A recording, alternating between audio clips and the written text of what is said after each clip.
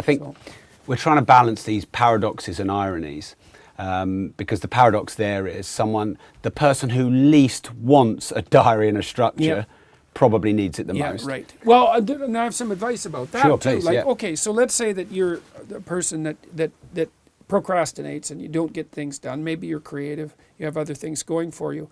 I would say, well, learn to use a schedule. And you think, I don't want to be hemmed in by a damn schedule, and it feels like a prison.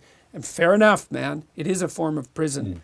But it's also a form of order. Well, this is and it's also a precondition for additional successful creative endeavors. So one of the things I recommend for people to do is to use a calendar like Google Calendar, but not to design the day they should have.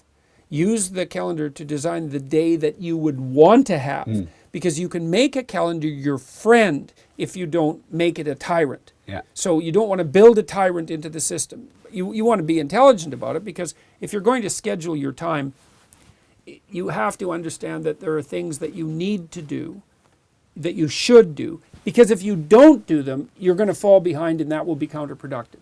It isn't because someone's wagging their finger at you and saying that this is a moral imperative, even though that might be part of it. It's because there are obligations that you have to fulfill, or you fall farther behind and the obligations get bigger. Yeah. And that's a bad pathway. So you have to build some of that into the schedule, but a lot of it can be, well, okay, tomorrow, I want to have the sort of day that I would really be pleased at having by the end of the day. And I want to build in a schedule that I would stick to as well. And so you have to have some appreciation for your own weaknesses.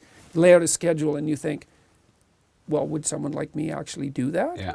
And if the answer is no, then you modify the schedule until you think that you would do it and that you would be pleased if you did do it. And then the schedule can start to become your friend. And I think if you're not a person who's orderly by nature, the schedule has to be your friend, because otherwise you won't use it. So it's funny you say that. My most recent book that I launched is called Routine Equals Results.